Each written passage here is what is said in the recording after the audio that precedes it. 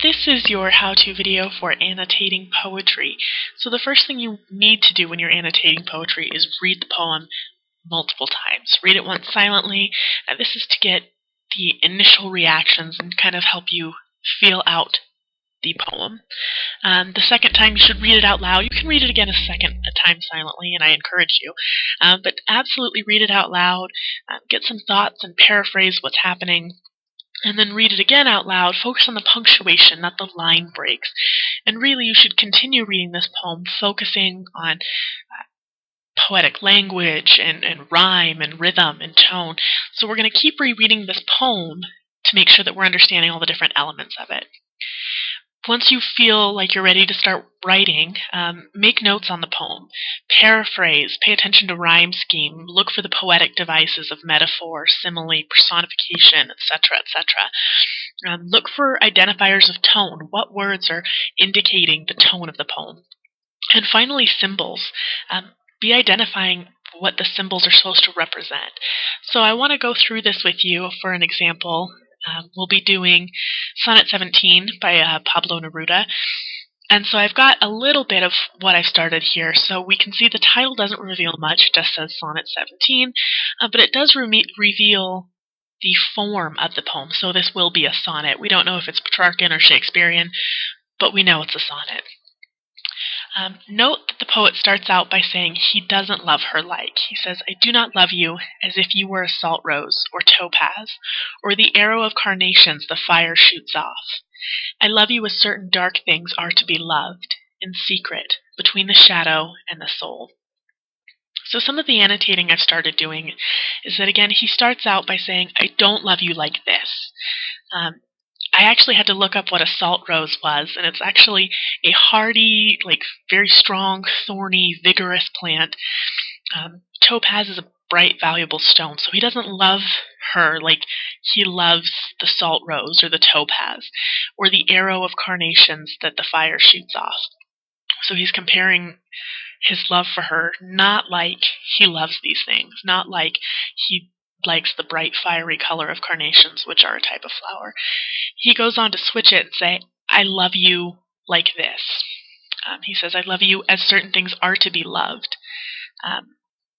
in secret, between the shadows and the soul. So he's comparing his love for her to a secret, something that's treasured and unshared, something you keep to yourself. And I really like that he notes the word secret here.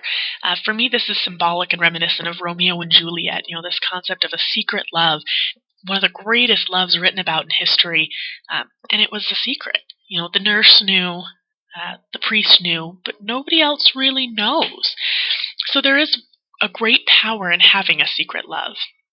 And we have this between the shadow and the soul. And there's a repetition here of dark, of shadow, which is opposite of the concept we get from the salt rose or topaz or fire. So he's saying the way I love you isn't this bright, sunshiny thing. It's dark, it's deep, it's meaningful and secret.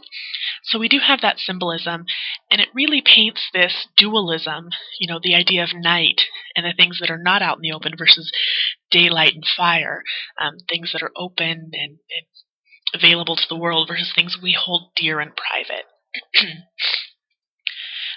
So we can continue on. I love you as the plant that never blooms, but carries in itself the light of hidden flowers. So again, we have this reference here to flowers.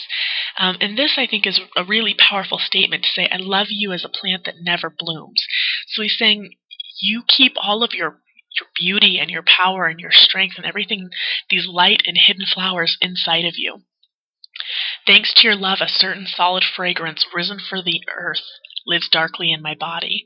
So again, we have this reference to dark, to earth. These things that aren't light and sunshiny, but again, very private and deep and dark. So this is how we're going to annotate the poem, and we're going to write on the poem. Once you've gone through your entire poem and written that information, there are some important questions for you to discuss. Now, you won't necessarily have to answer all of these. For our example here on Sonnet 17, I don't need to answer if there's any information revealed in the title, because there's not. I don't need to tell you it's not. It's kind of obvious. And so what I've done here just to kind of answer these questions is I just have a nice little paragraph saying, the speaker is likely the poet himself, Neruda, and the intended audience is his lover.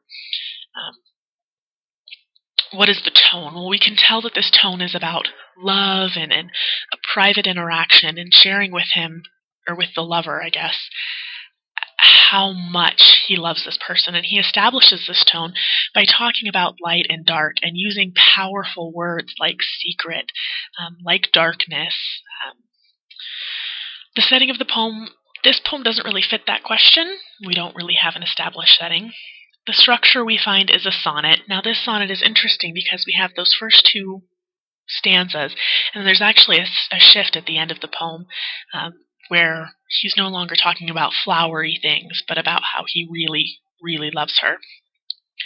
And clearly the emotion that's being evoked here is one of almost obsession, of this need and love for this woman. We assume it's a woman, and how it's powerful. And there's a really great line in here, and I'll send you this PDF. But he explains how he loves her plainly, particularly where he says, "I love you because I know no other way." So I'm going to send you this document, or this document will be available to you. But that's how you annotate a poem. If you have any questions or concerns, let me know. Otherwise, I will see you in class.